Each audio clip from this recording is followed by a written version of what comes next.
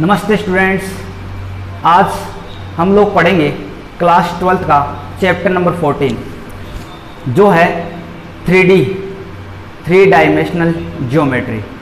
इसमें हम लोग पढ़ेंगे कि जो दो बिंदुओं को मिलाने वाला जो रेखा होती है उसके दिक् कोसाइन क्या होते हैं, दिक् कोजाएँ क्या होती है, और उनसे जो बनने वाले जो रेखाओं के समीकरण होते हैं उनके कार्टेशियन फॉर्म देखेंगे, उनके जो मतलब समीकरण होते हैं वो देखेंगे। इसके अलावा बहुत सारी चीज़ें हम यहाँ बहुत अच्छे तरीके से विस्तार पूर्वक पढ़ेंगे। बेसिक कंसेप्ट्स के साथ सीखेंगे कि जो दो बिंदुओं को जो मिलाने वाली रेखा है उसके दिक् कोसाइन किस प्रकार ज्ञात किए जाते हैं और उसके जो दिक् अनुपात है वो किस प्रकार उसको ज्ञात किए जाते हैं। तो हम यहाँ स्टार्ट करते हैं अपना फर्स्ट टॉपिक कि किसी जो लाइन है उस लाइन के दिक् कोसाइन ज्ञात करना, अर्थात दिक् कोसाइन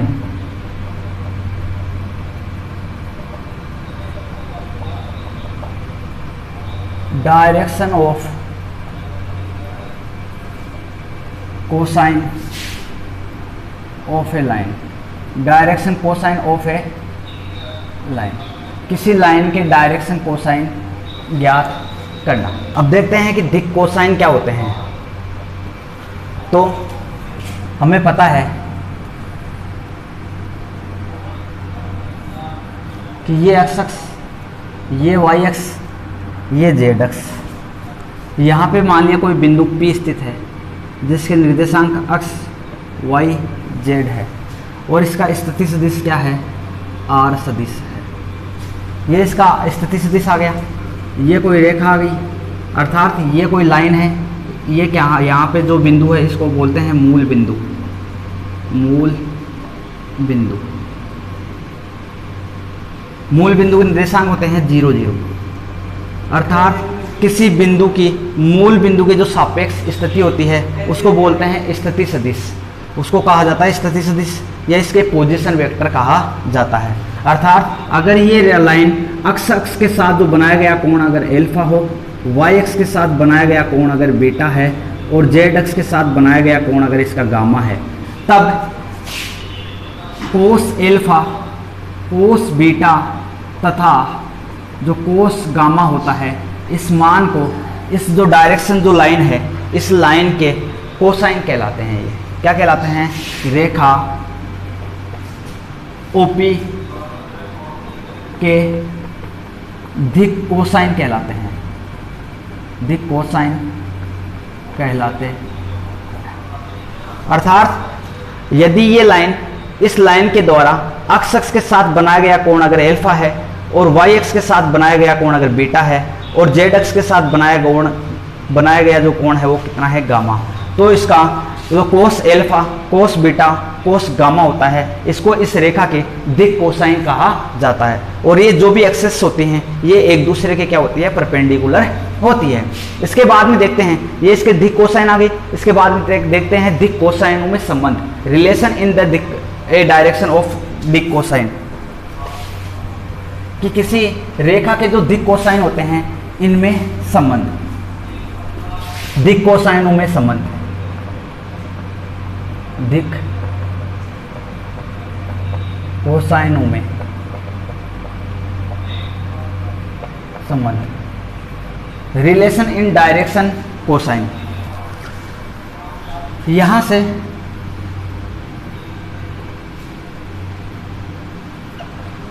हमने देखा था जो दिक् कोसाइन क्या होते हैं, कोस alpha, cos beta, cos gamma. किसी रेखा के जो दिक् जो कोसाइन होते हैं वो क्या होते हैं, कोस alpha, cos beta, cos gamma. और कोस एल्फा को हम बोलते हैं L से निरूपित करते हैं, इसको M से निरूपित करते हैं और इसको N से डोनेट करते हैं। यहाँ से मान लिया ये कोई बिंदु P है और P के निर्देशांक है अक्ष Y और Z, और इसके मूल बिंदु के सापेक्ष जो स्थिति है ये अक्ष, ये Y, ये Z। मूल बिंदु की जो सापेक्ष स्थिति सदिश है ये है R सदिश, जिसे पोजीशन वेक्टर कहा जाता है। ये बिंदु है O जिसके निर्देशांक है 0 0। यहाँ से मैं इस पे क्या डालता हूँ, अक्ष अक्ष पे डाला गया ये, अर्थात यहाँ से ये दूरी कितनी हो जाएगी, अक्ष दूरी, और इसकी जो वाई अक्ष से दूरी ये कितनी हो जाएगी, वाई अक्ष दूरी, और इसकी जेड अक्ष से ये दूरी कितनी हो जाएगी, यहाँ पे जैसे मान लिया कोई पॉइंट है तो ये इसकी जो सीधी दूरी आएगी ये इसकी क्या कहलाएगी, जेड दूरी, यही होगी। अर्थात ये एक दूसरे के जो अक्सर ये एक दूसरे के क्या है, परपेंडिकुलर है। परपेंडिकुलर होने का मतलब क्या हो गया कि जैसे मान लिया मेरे पास ये 3 पेन है और तीनों पेनों की स्थिति ये है और इनके मध्य कोई बिंदु स्थिति यहाँ पे जैसे कोई पॉइंट है तो ये एक दूसरे के क्या परपेंडिकुलर है। तो यहाँ पे जैसे ये पॉइंट है तो इस पॉइंट का इस रेखा के साथ, तो यहाँ से इसके साथ एल्फा कौन बनाएगा, इसके साथ बीटा कौन बनाएगा, इसके साथ गामा। अर्थात ये एक्स अक्ष, ये वाई अक्ष, ये जेड अक्ष मानो और यहाँ पे कोई पॉइंट है तो इस पॉइंट मूल बिंदु के इस पॉइंट के साथ जो रेखा कोण बन रहा है वो मैंने इस रेखा को क्या मान लिया, स्थिति सदिश वेक्टर सदिश मान लिया। तो इस पॉइंट P का अक्ष अक्ष के साथ जो कोण बन रहा है इसको मैंने क्या नाम दे दिया, कोस एल्फा। और जो वाई अक्ष के साथ जो कोण बनता है इसको बोलते हैं कोण कोस बीटा। और जो जेड इसके साथ जेड अक्ष के साथ जो कोण बन रहा है इसको बोलते हैं गामा कोण। अर्थात अक्ष अक्ष के साथ बनाया गया कोण एल्फा है, वाई अक्ष के साथ बनाया गया कोण बीटा है और जेड अक्ष के साथ बनाया गया कोण गामा है। तो इसके जो कोसाइन होंगे वो क्या होंगे, कोस एल्फा, कोस बीटा एवं कोस गामा होंगे। तो यहाँ से हम जानते हैं, अब इनमें आपस में संबंध चाहिए, हमें रिलेशन चाहिए। तो हाँ यहाँ से देखो इस कोण के सापेक्ष ये कोण क्या है, अक्ष के साथ बनाया गया कोण एल्फा। तो यहाँ से हमें हमारे पास ये एल्फा और यहाँ से ये दूरी कितनी आ गई, अक्ष और ये पोजीशन वेक्टर आर और ये जो 90 डिग्री का एंगल था। हम जानते हैं जो कोस एल्फा होता है वो होता है बेस अपॉन हाइपोटेनियस। इस एंगल के सापेक्ष ये क्या हो गया, परपेंडिकुलर, ये क्या हो गया बेस और ये क्या हो गया हाइपोटेनियस। अर्थात कोस एल्फा का मान क्या होता है, बेस अपॉन हाइपोटेनियस। बेस का मान कितना है, अक्ष अपॉन हाइपोटेनियस का मान कितना है, आर सदिश।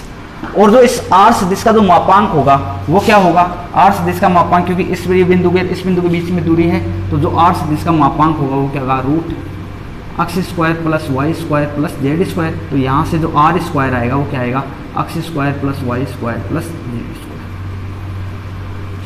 हमारे पास आ गया अक्ष कोस एल्फा का मान आ गया। इसी प्रकार कोस बीटा का मान क्या आएगा, वाई अपॉन आर सदिश। और इसी प्रकार कोस गामा का मान क्या आएगा, जेड अपॉन आर सदिश। इसको इक्वेशन नंबर 2, इसको इक्वेशन नंबर। यहां से मैं क्या करता हूं कि मैंने क्या कर दिया, cos square alpha plus cos square beta plus cos square gamma, मैंने क्या किया, इसका स्क्वायर किया, इसका स्क्वायर किया और इसका स्क्वायर करके मैंने क्या कर दिया, इनको जोड़ दिया। यहाँ से जैसे जोड़ा तो यहाँ क्या आ गया, अक्ष अपॉन आर सदिश का whole square plus Y upon R सदिश का whole square plus Z upon R सदिश का होल स्क्वायर। यहाँ से जैसे इसको सोल्व करते हैं ये क्या आ गया, अक्ष अपॉन आर का R square plus Y square upon R square plus Z upon R square. यहाँ से आर स्क्वायर कॉमन आ गया, यहाँ क्या आया ऊपर, X square plus Y square plus Z square. और X square plus Y square plus Z square को क्या लिख सकता हूँ, आर स्क्वायर। तो ये क्या आ गया, R square upon R square बराबर क्या आया, 1। तो यहाँ से अपने पास क्या आ गया, हमारे पास आ गया कि cos square alpha plus cos square beta plus cos square gamma का मान कितना आ गया, 1। हम जानते हैं, हमने लिखा था कि कोस एल्फा को हमने क्या लिखा था, एल, तो कोस बीटा को हमने एम और कोस जो गामा है इसको हमने क्या लिखा था, एन। अर्थात ये किसी रेखा के क्या है, दिक् कोसाइन।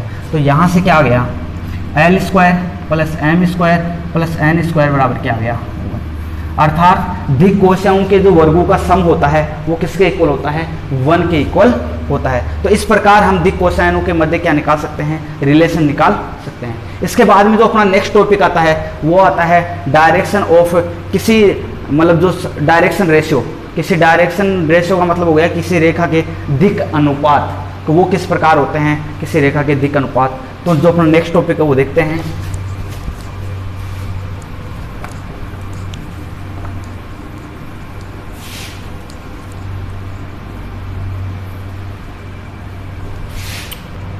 नेक्स्ट जो टॉपिक आता है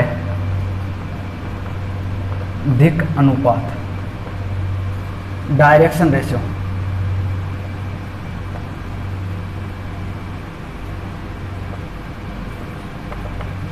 अब देखते हैं कि दिक् अनुपात, डायरेक्शन रेशियो क्या होता है। डायरेक्शन रेशियो क्या होता है कि किसी रेखा के जो दिक् कोसाइन होते हैं, दिक् कोसाइन के जो समानुपाती संख्याएं होती हैं उनको क्या कहा जाता है, दिक् अनुपात। अर्थात किसी रेखा के किसी रेखा के दिक् कोसाइन के समानुपाती संख्याओं को दिक् अनुपात, डायरेक्शन रेशियो, दिक् अनुपात कहते हैं। अर्थात जैसे मान लिया जो L है वो समानुपाती A, यहाँ पे मैं मान लेता हूँ, माना L M N किसी रेखा के दिक् कोसाइन अर्थात दिक् कोसाइन है तथा ABC दिक्, इन पे सदिश नहीं लगेगा, ABC दिक् अनुपात है, तब हमें पता है कि जो दिक् कोसाइन होते हैं वो किसके समानुपाती होते हैं, दिक् अनुपात के समानुपाती होते हैं। अर्थात L समानुपाती A और M समानुपाती B और N समानुपाती C। यहाँ से इनका जो समानुपाती का चिन्ह है, मैं इसको उठा के इसमें कन्वर्ट कर लेता हूँ, कोई अच्छा संख्या ले लेता हूँ कि ये K के गुणज में है। यहाँ से M बराबर आ गया K B और यहाँ से N बराबर क्या आ गया K C। तो यहाँ से मैं क्या लिख सकता हूँ, इसको यहाँ से मैं लिख सकता हूँ कि A बराबर क्या आया, इनको दे दो इक्वेशन नंबर फर्स्ट। यहाँ से मैं क्या लिख सकता हूँ, यहाँ से मैं लिख सकता हूँ कि जो K बराबर क्या आया, L अपॉन A बराबर M अपॉन B बराबर क्या आया, N अपॉन C। अर्थात जो K का मान आएगा इन दोनों का रेशियो के इक्वल आएगा। तो यहाँ से हम लोग जानते हैं, क्योंकि हमने अभी पढ़ा था कि जो L square plus M square plus N square equal क्या होता है 1। तो यहाँ से समीकरण 1 से मैंने L M और N का मान रखने पर यहाँ पे रखा मैंने K A का स्क्वायर प्लस K B का स्क्वायर प्लस K C का स्क्वायर बराबर क्या आया 1। तो यहाँ से क्या आ गया K A square plus K square B square plus K square C square बराबर क्या आ गया 1। यहाँ से K स्क्वायर मैंने कॉमन ले लिया, ये क्या आ गया A square plus B square plus C square equal क्या आ गया 1। इस 1 को क्या किया, इसको मैंने इस साइड में भेज दिया, यहाँ से K स्क्वायर बराबर क्या आ गया 1 upon A square plus B square plus C square और K बराबर क्या आ गया 1 upon root A square plus B square plus C square. K का मान समीकरण 1 में रखने पर, K का मान समीकरण 1 में रखने पर, यहाँ 1 में रखा तो L बराबर क्या आया K बराबर कितना है A upon root A square plus B square plus C square और M का मान क्या आया B upon root A square plus B square plus C square और N का मान आया C upon root A square plus B square plus C square. अर्थात अगर किसी रेखा के दिक् कोसाइन अगर L M N हो और दिक् जो अनुपात है अर्थात डायरेक्शन जो रेशियो दिए हुए हैं वो अगर ABC हो, तो अगर ABC और इनमें जो संबंध होता है वो क्या होता है, L का मान अगर हमें A का मान दिया हुआ तो यहाँ से हम L का मान निकाल सकते हैं, मेजर कर सकते हैं। और यहाँ पे देखो B का मान दिया हुआ तो हम M का मान निकाल सकते हैं और C का मान दिया हुआ तो N का मान भी फाइंड आउट कर सकते हैं। तो ये आ गया। इसके बाद में अब देखते हैं कि जो L M N है ये ABC पे किस प्रकार डिपेंडेंट रहते हैं। जैसे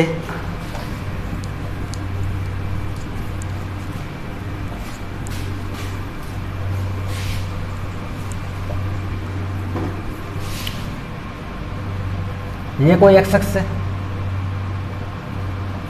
ये एक्स अक्ष, ये वाई अक्ष, ये जेड अक्ष और यहाँ पे कोई पॉइंट P है जिसके निर्देशांक अक्ष वाई जेड है। यहाँ से इसकी स्थिति सदिश ये अक्ष वाई जेड की जगह मैं मान लेता हूँ A B C, क्योंकि दिक् अनुपात ये होते हैं। अर्थात यहाँ से जो R सदिश आएगा वो क्या आएगा A I Kaif plus B J Kaif plus C K Kaif.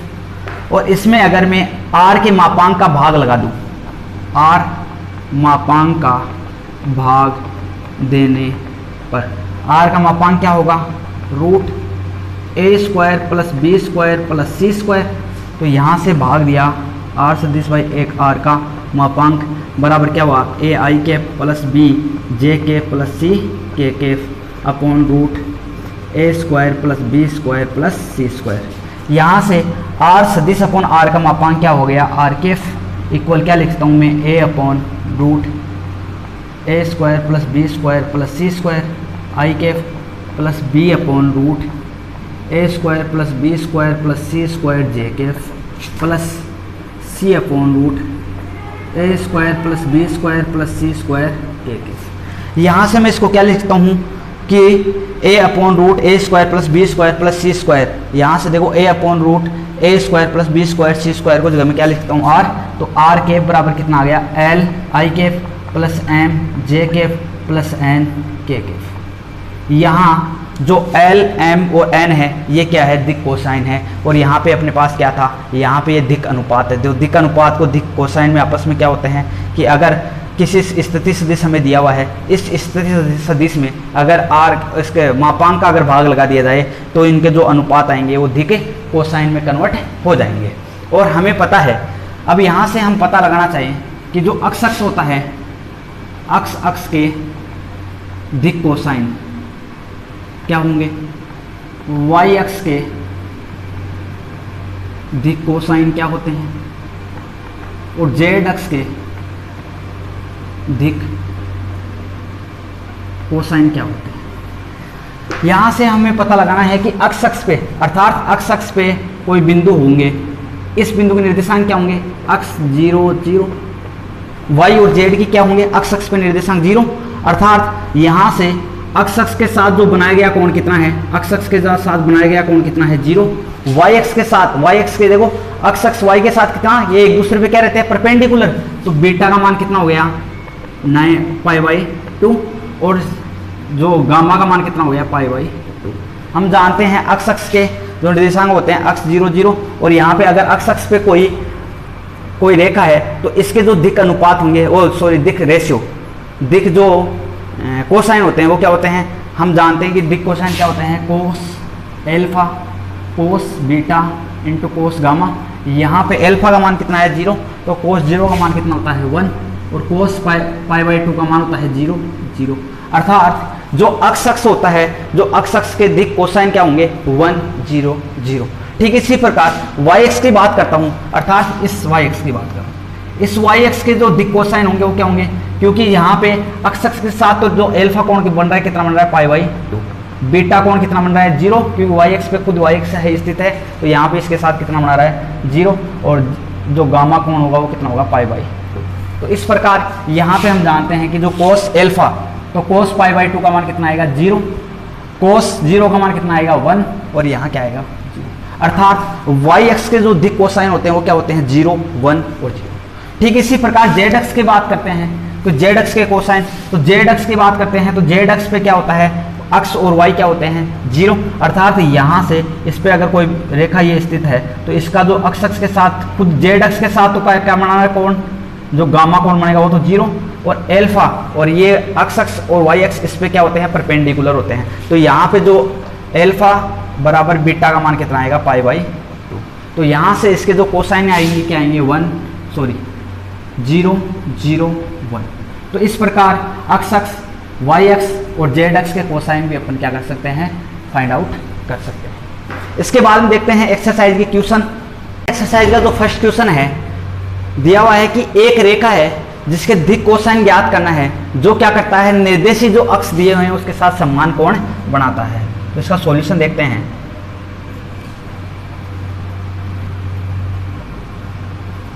ये निर्देशी अक्ष है, ये x अक्ष, ये y अक्ष, ये z अक्ष, और ये कोई रेखा है, जैसे मान लीजिए इस रेखा के दो निर्देशांक है x y और z, ये रेखा है, अर्थात ये x अक्ष के साथ भी बराबर कोण बना रही है, y अक्ष के साथ भी उतने डिग्री कोण बना रही है, और जितना z अक्ष के साथ बना रही है। अगर मैं इसको एल्फा मानूं तो ये भी एल्फा होगा, ये भी एल्फा होगा, और ये भी एल्फा होगा, अर्थात x अक्ष के साथ जो कोण बनाते हैं उसको क्या बोलते हैं कोस एल्फा, यही होगा।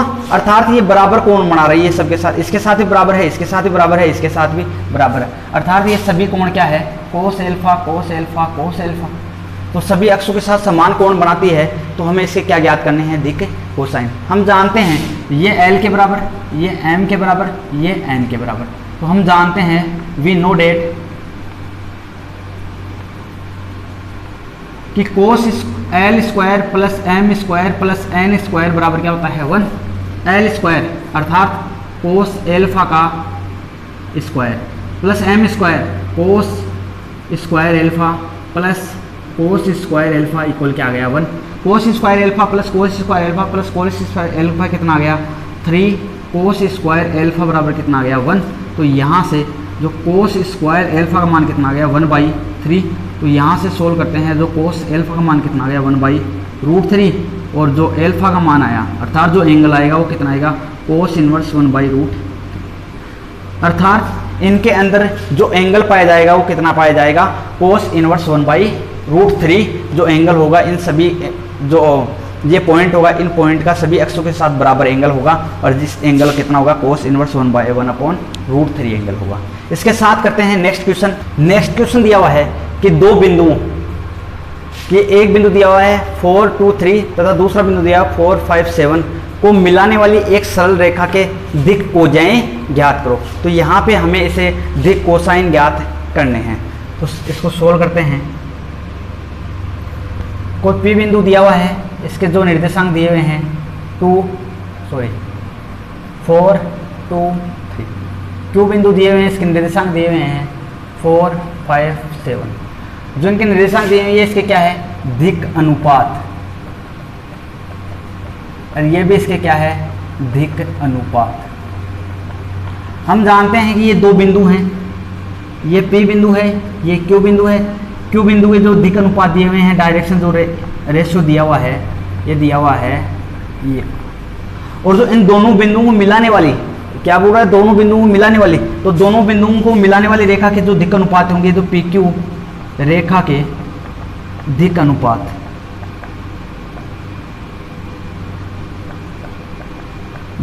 क्या होंगे अक्ष 2 माइनस अक्ष 1, y2 माइनस y1 और z2 माइनस z1। अर्थात ये किसका मान आएगा, एक का मान कितना आएगा अक्ष 2 माइनस अक्ष 1, बी का मान क्या आएगा y2 माइनस y1 और सी का मान क्या आएगा z2 माइनस z1। यहाँ से अक्ष 2 कितना है 4 माइनस 4 कितना आ गया 0। y2 का मान कितना है 5, y1 का मान कितना है 2, तो कितना आ गया 3। ऐसे ही यहाँ 7 माइनस 3 कितना आ गया 4। अर्थात हमारे पास इन दोनों रेखाओं को जो दोनों बिंदुओं को जो मिलाने वाली रेखा है, इसके दिक् अनुपात हमारे पास आ गए। तो हम जानते हैं कि अगर इनके दिक् अनुपात ये है तो मिलाने वाली दोनों बिंदुओं को मिलाने वाली दोनों बिंदुओं को मिलाने वाली रेखा के दिक् अनुपात, डायरेक्शन जो रेशियो हमारे पास आ गए 0, 3 और 4। हम जानते हैं अब इससे क्या निकालना है दिक् कोजाएं, तो हम जानते हैं L बराबर क्या होता है a/√a² plus b² plus c² और m बराबर क्या होता है b/√a² plus b² plus c²। और ऐसे ही जो n बराबर होता है c/√a² plus b² plus c²। यहाँ से हमारे पास a का मान है, b का मान है, c का मान है। तो यहाँ से मैं इनका जो √a² plus b² plus c² का मान निकाल सकता हूँ। √0 का स्क्वायर प्लस 3 का स्क्वायर प्लस 4 का स्क्वायर। यहाँ से इसको सोल्व किया तो 0 प्लस 9 प्लस 16, तो ये आ गया 25 का मान कितना आ गया। अर्थात जो इनका जो मापांक का मान आएगा वो कितना आएगा 5 बराबर आएगा। तो यहाँ से जो L आएगा वो कितना आएगा 0/5 और जो m का मान आएगा वो कितना आएगा 3/5 और यहाँ से n का मान कितना आएगा 4/5।